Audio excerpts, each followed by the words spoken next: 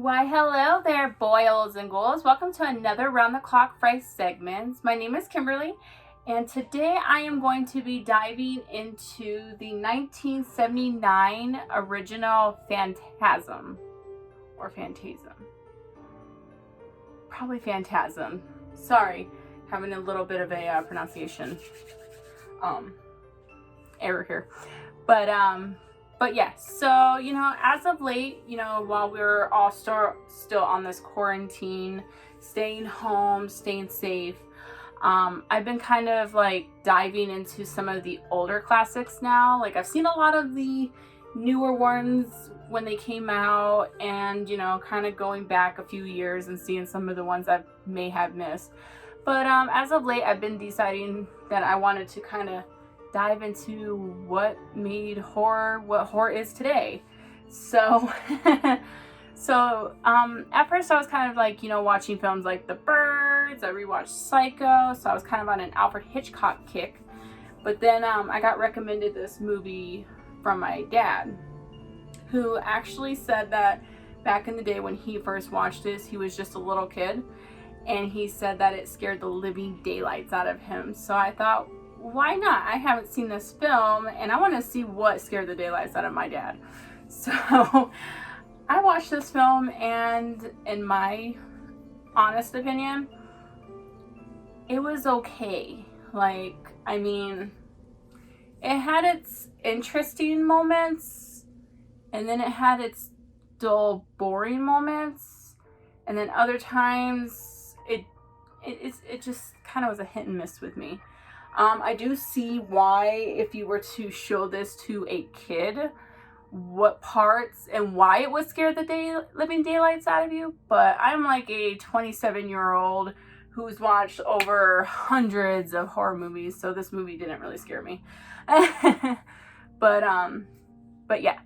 So pretty much this movie starts off. It picks up where you have this guy named Tommy and this woman who are in the cemetery having sexual intercourse. So yeah, that's pretty much how this movie opens. I mean, this was at the tail end of the 70s, just before the 80s, and it was when I started to probably dive more deep into exploring all this slasher, sexual, showing some nudity. And you can kind of see that a little bit throughout this movie, some of that nudity and sexual activities.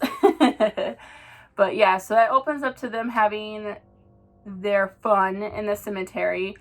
They get finished. The guy looks like he's about to fall asleep, and behold and surprise, the woman stabs the guy in the chest with a dagger.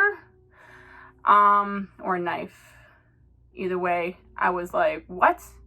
So that's pretty much how that movie opened up. And I'm not gonna lie, I had to watch this movie 3 times before I could fully watch it all the way through, because the first 2 times I literally fell asleep 20 to 30 minutes into the movie, and it was because that the beginning kind of picked up so slow, and I did get a little bit lost at times, and it was just like, no. So I fell asleep. I had to go back, rewatch it. Same thing happened again, and I'm like, well, I said I'm going to give this movie a fair shot. I drank myself a monster, and I said I'm going to push right through this. But yeah, so I mean, like, towards the middle, semi close to the end, it started picking up a little bit. But I mean, like I said, overall, I thought this film was okay. But yeah, so pretty much you get introduced after the opening shot to a few other characters. You get introduced to Jody, who is like this 24-year-old older brother to one of the, leading actors in the film, Michael. And pretty much you learn that Jody and Michael's mom and dad died earlier on, before the film, obviously, but they died earlier on, and Michael was having a harder time processing this. So he's kind of like attached and clung to Jody, to where wherever Jody goes, he pretty much follows him. The interesting thing was, I was trying to figure out for the life of me who the actor who plays Michael, the little kid. I know he's played by Michael A. Baldwin, but I was looking at Wikipedia and IMDb, and I couldn't, he looked just familiar, but some of the films that it showed that he was in, I really didn't know. I mean, he is a reoccurring star in all of the other Phantasm movies, like Phantasm 2 and Phantasm 3. They actually kind of steered off into making it into a series, which honestly, I may or may not watch the other ones. I mean, with a horror fan, I probably will, but not anytime soon. But yeah, so you learn that Michael's having a harder time adjusting to the loss of his parents. He's clung to his older brother.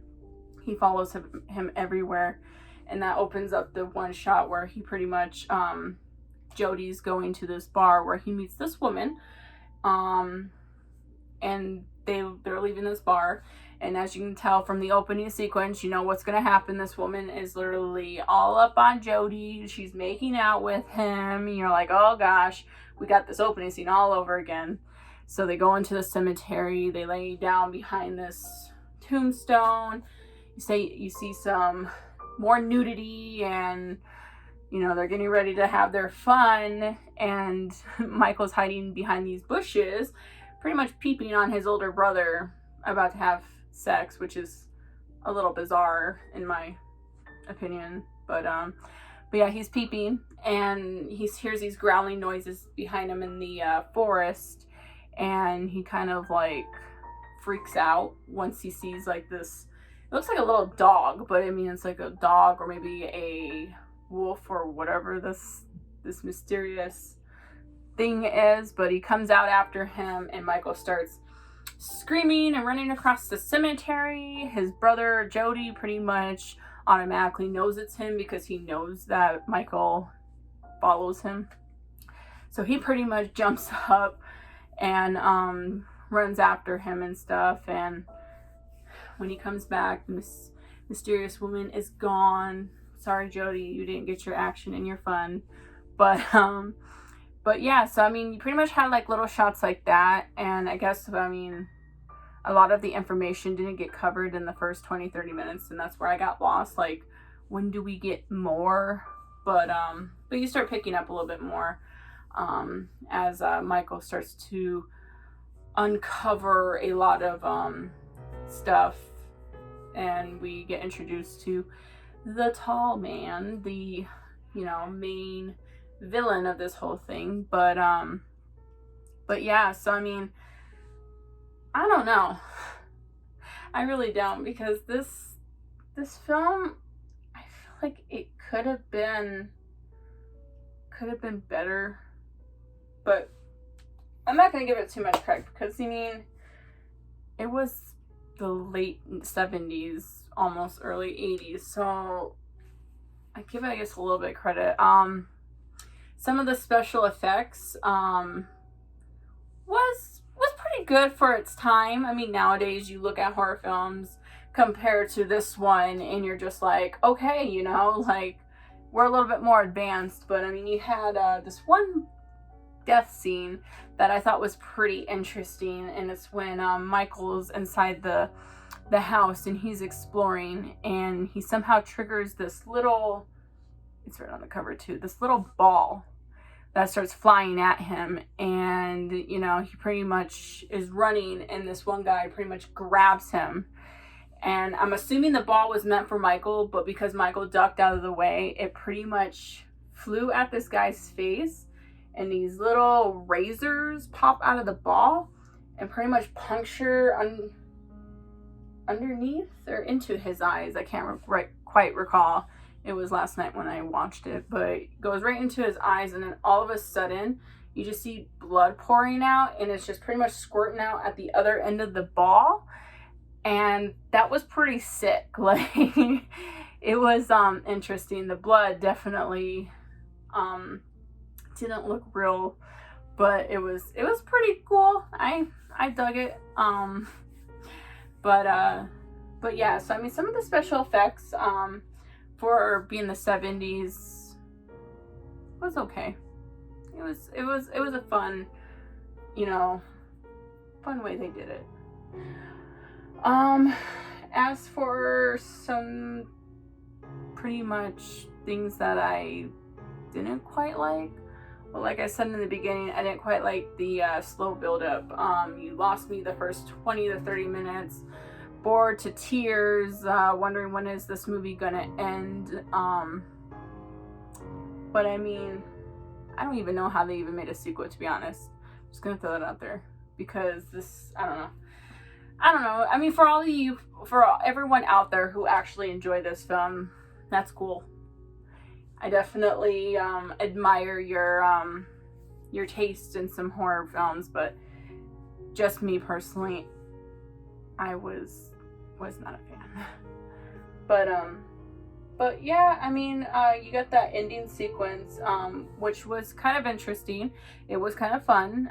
You had, I don't know. It starts off where you have Jody sitting in his chair at his house. He's waiting for, I call him the ice cream truck man. His name is Reggie. I believe he was a friend of Jody's and Michael's, but he's supposed to have taken Michael home because apparently Jody, throughout this whole movie, every time after he starts believing all the things that are happening with Michael, he's always constantly telling him to stay home, don't follow him. And of course Michael is just not going to listen. He's going to follow Big Brother. So it was another one of those adventures, like after 2 or 3 times telling him to stay home and then taking him home and stay. I don't know, that kind of got annoying after a while. But he had Reggie take him home, or actually over to this psychic lady and her daughter's place to stay over there while he goes and waits for Reggie to come back so they can go over to the house and kind of dig deeper into it. But as he's sitting in the chair, he leans back, closes his eyes, and I guess he has a dream of the tall man and his followers, I guess, pulling him in. So when he wakes up, I'm thinking he's like somehow possessed, but I guess apparently he's not. But yeah, so he pretty much stays there. Michael ends up leaving because he's got this hunch, and he makes this psychic lady's daughter and another older lady take him back home to Jody. And as they're coming up, they see that the ice cream truck man's truck is flipped over, and Michael thinks that Reggie's dead pretty much, and he's flipping out. And then one of the followers, or he flips out, gets back in the car, and then one of the followers is kind of like you can hear growling noises outside, and one of the girls is stupid to open the door, and they all get kind of shooken around and ended up lunging Michael out the back and taking the girls off to the house and stuff. So it's like, so he ends up getting back home, and him and Jody go up to the house, and where they meet up with Reggie. I guess Reggie got out of the ice cream truck before anybody could kill him. And so they all meet up. They find this room where you pretty much get in, where you see where the followers are kept. And I guess Michael can somehow go through this little mystery portal that takes him to something that looks like hell pretty much, because you got the followers' main universe, and he gets pulled out by Jody. And so yeah, so it's a little bit of that, and then the tall man, and it's just it was everywhere. But you pretty much, you have all that going on, and then you find out Reggie does die, and then Jody and Michael end up leaving, and you think that was about it.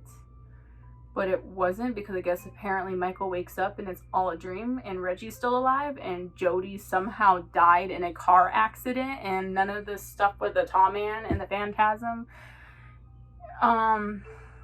even happened. So it's like, I got a little lost and confused. Like, I mean, you had the ending sequence where Reggie says, we're going to go on this road trip. So Michael, had Michael go upstairs to pack his bags, and he sees the tall man in his mirror that's like attached to his door, and he pulls him through. So I'm like, so maybe it wasn't a dream, and the tall man somehow erased his memories. I don't know. It was confusing. But yeah. So I mean, Phantasm is a alright film. I give it a 6. But yeah, I mean, that's my opinions on the movie. Like I said, I'll probably watch the sequel. Maybe not anytime soon, because I have other movies on my list that I like to watch. And since this wasn't on my top favorites, it can wait just a little bit longer. But yeah. So I hope you enjoyed my review. Again, if anybody did enjoy this film or found any redeeming qualities whatsoever, I definitely do not, I do not, what's the word I'm looking for? I do not send my hate towards you, because, like I said, everybody's got their favorites. And, as long as you're into horror movies, that's just awesome. We are all one big, happy, spooky horror family. But yeah, so as of late, we've been trying to keep our videos and our reviews flowing weekly. As of right now, we're still in quarantine. It looks like until the 15th of this month. So we're still doing our reviews, either flying solo, or we try to mesh videos from 2 different locations. But yeah, so I mean, we definitely try to keep giving you guys reviews, because we are still continuing watching horror movies regardless of the pandemic and the movie theaters being closed down temporarily. We're just going back and revisiting some of these older films. Like me, I'm still on a older film kick. So if you have any recommendations to what you want us to review next, definitely send those below in the comments, and we will definitely, if we haven't already, given the film a watch, and we will give you our thoughts and opinions on it.